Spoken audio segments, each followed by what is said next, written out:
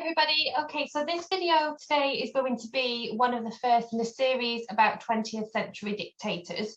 Okay, so at the start of each video I'm going to take you through what a dictatorship is, what a difference is between a dictatorship and a democracy is, and we're going to be focusing on a different dictator in each video. Now, you may have heard of some of the 20th century dictators. Ones you may have heard of, most likely Hitler, maybe Stalin, and you may not have heard of some of the history's reasons that I'll go into, lesser known dictators of the time, such as Mussolini, who we're going to look at in this video, and also General Franco and Mao, you may not have heard of. So we're going to go through all five of them. We're going to start with Mussolini today in this video. So let's just start by having a look at then what the difference is between a dictatorship and a democracy. Okay, because it's really important that we understand that so that we know what actually is happening in these dictatorships and why they're so different than the kind of government that we recognize today in our country, at least.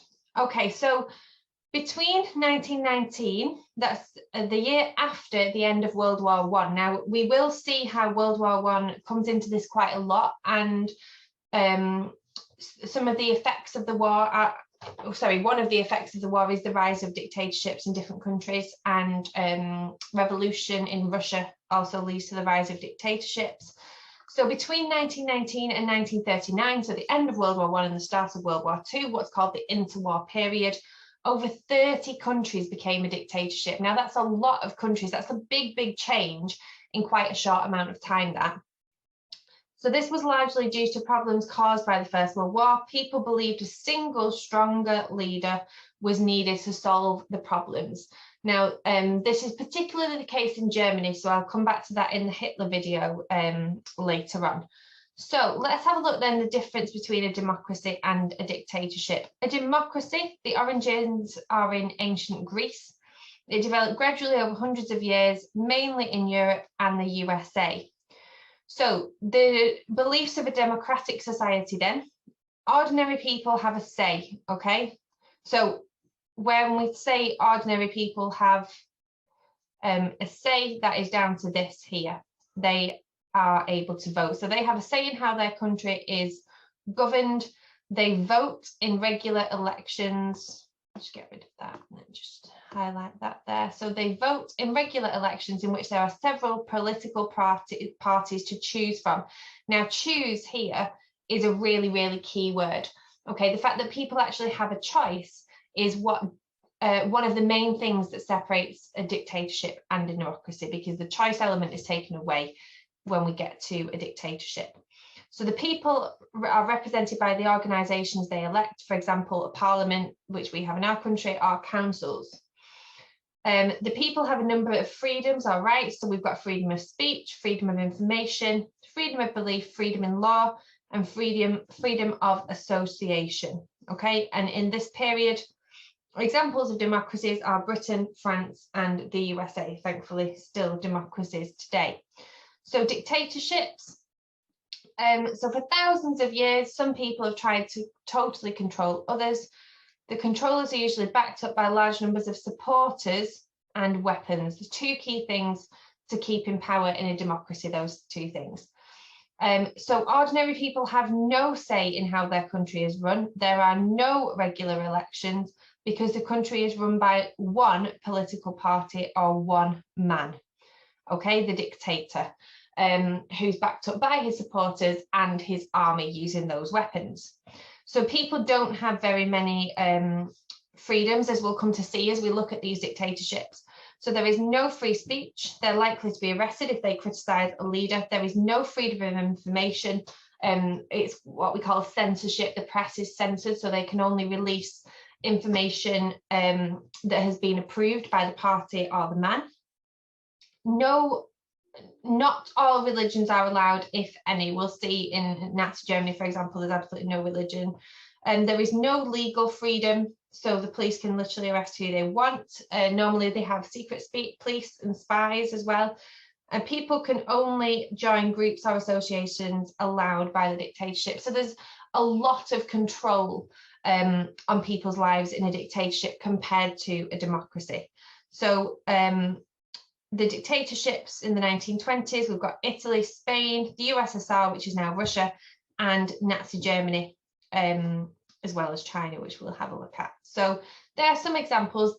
Obviously, if you would like to pause this and read through any of these at your own pace, then obviously feel free to do that. They're the key differences. So if we just have a look now at the key word here, which is dictator. So it's one ruler with total power, okay? They don't need to consult anybody. They don't need to go to Parliament and ask whether they can do things. They have total control and just can do whatever they want, okay? They make all the decisions and rules without the input of anybody else. And normally they use this by force. They are not all the same, these dictatorships, partly because of sometimes the political systems that they work under, which I'll go through. So secret police, I've already mentioned. Propaganda is something that we'll see quite a lot. Terror and control, absolutely. So these are the 5 examples that we're going to have a look at in these videos. And then the opposite is anybody who is an elected representative, okay, and has to consult Parliament. So here's a picture of Joe Biden, who's the current US president. So hopefully you're clear now on what a dictator is. So in this, in the next 10 minutes, we're just going to be having a look at Mussolini, okay, and he was a dictator in Italy. So we're going to read through the information about him, and then we're going to have a look at how he kept power in Italy. So he's born on 29th of July 1883. Now, when we think of history, what I always try and get across to my students when we're doing 20th century history is how recent this was, okay? We're now in the 21st century, but it's only 2021. So some of these dictators were coming into power only 100 years ago. Now, to you, 100 years might seem like a lifetime ago. Oh, sorry, a lot more than a lifetime ago. It might seem like ancient history. It might be what you dub the olden days. It's not that long ago in the grand scheme of things. So much change has happened in the past 100 years. Okay, it's not that long ago. So I want you to really appreciate the time that we live in at the moment, and how different it really could have been had it not been for World War II, because some of these dictators may not have been taken down. So in 1902, he moves to Switzerland for work, and he then becomes interested in politics. He was interested in socialism, which he then went on to dislike. So he returns to Italy in 1904 and works as a journalist for the press, okay, something that the dictators are very interested in. In 1915, he joins the Italian army. Now, this is something that we see, like I've said, coming up again and again, World War I. Quite a few of these dictators did fight in World War I, and were disappointed by the outcome of World War I. He agreed with Italy joining the war, but socialists did not. So he starts to move away from the idea of socialism. He wants Italy to be involved in this war. So he creates the fascist party in March 1919. So this is our key date. Just after World War I, he creates the fascist party in Italy. So he wins support from unemployed soldiers who had fought in World War I. Now, the reason that, well, one of the reasons that a lot of dictators gain popularity post World War I is because of the unfair treatment of soldiers afterwards. So these men who had given their lives ended up, a lot of them homeless, jobless, with no money, living on the streets, and these dictators were saying, look, I'll give you a job, I'll give you food, I'll give you security, just vote for me. And these were men who, they wanted justice and they wanted to gain back their pride. So they really wanted these dictators to help them, which a lot of them did. So his followers become known as the Black Shirts, and they use a lot of violence. We will have violence coming up a lot. So in 1921, the fascists joined the coalition government. So that means that they are part of the government now. They are part of the people who control. They win 35 seats in the election. So they have a say, so that it's not yet a dictatorship at this point. Okay, so they have a little bit of power. but because they have to share it with other people, we aren't a dictatorship. They're just getting into power at this point. So by 1922, Italy was in crisis. People had lost a lot of money due to inflation, and unemployment, always a key factor in dictators rising, was high. There were strikes and riots and chaos. So we'll see this coming up again and again. It's normally from a place of crisis that dictatorships are allowed to rise.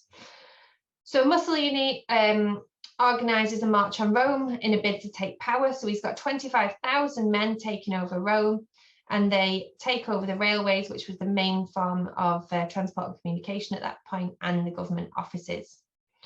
So the king, nothing happens, no one fights this, they do take over, and the king asks Mussolini to form a new government.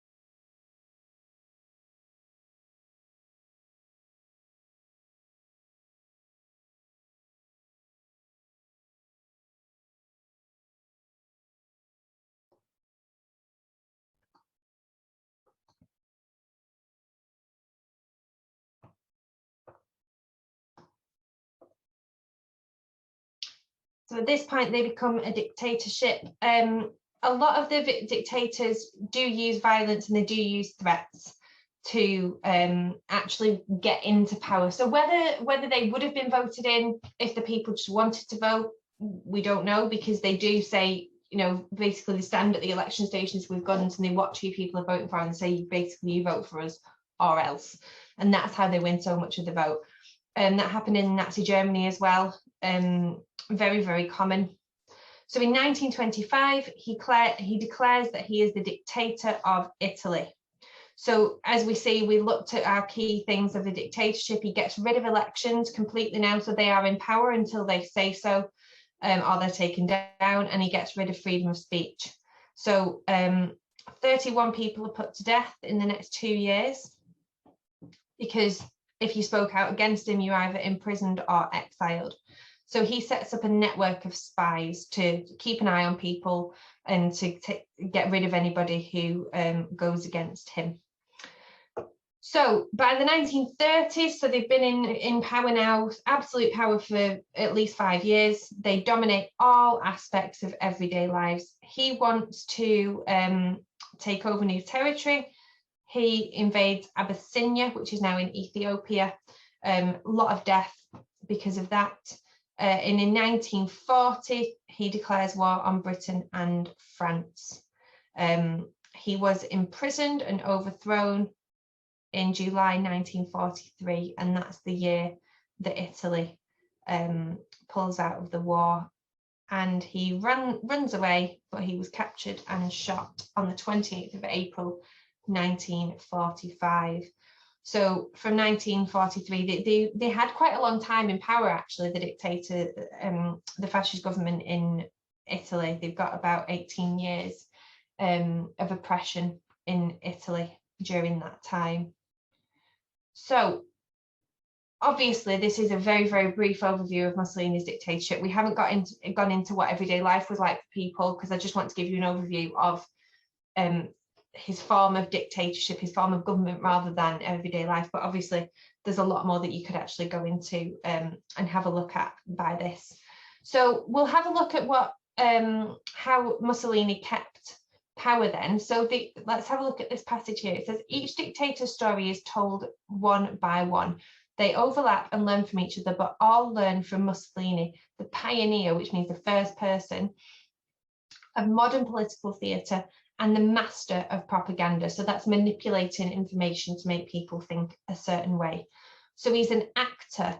Now, a lot of people say this about Mussolini, like his personality was what drew people to him, and he was very, very good. He was very captivating, very charismatic.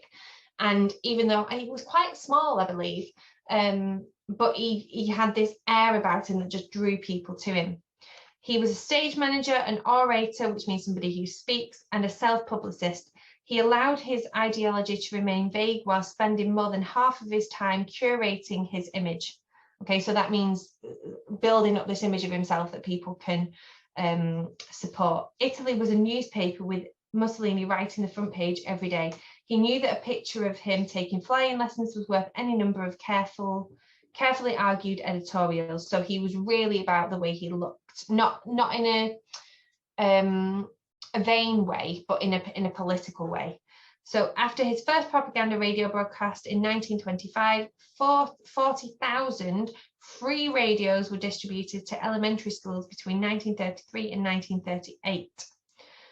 So 800,000 radios and loudspeakers have been installed in town squares. His message was inescapable, and that's a key word of dictatorship there. So you could hear what he had to say wherever you were. So the dictator must establish an omnipresence, so he's everywhere. Like God, he observes you from every angle, wrote a French journalist. There was no escaping the godlike gaze, even in the bathroom, where Mussolini's image was moulded onto bars of soap. So you never forgot who he was. The lights were kept burning all night in his office. The legend of his all-seeing eyes was intensified by goth-style makeup in posters, newsreels, and the publicity shots included with his personal replies to 1,887,112 individual petitions. Mussolini considered himself the greatest actor in Italy. His performances were rehearsed endlessly in front of the camera, and he was jealous of Greta Garbo, who was I think an actress at the time. So it's all about this image. It's all about maintaining this image of him as this dictator who everybody should fear and who knows is there. So very quick overview of Mussolini there. Please, if you are interested in what Italy was like under his dictatorship, do feel free to go and have a look into that. And in the next video, I will be talking about Joseph Stalin, who was a dictator of Russia for a very long time. So thank you for joining me during this video, and I hope to see you in the next one.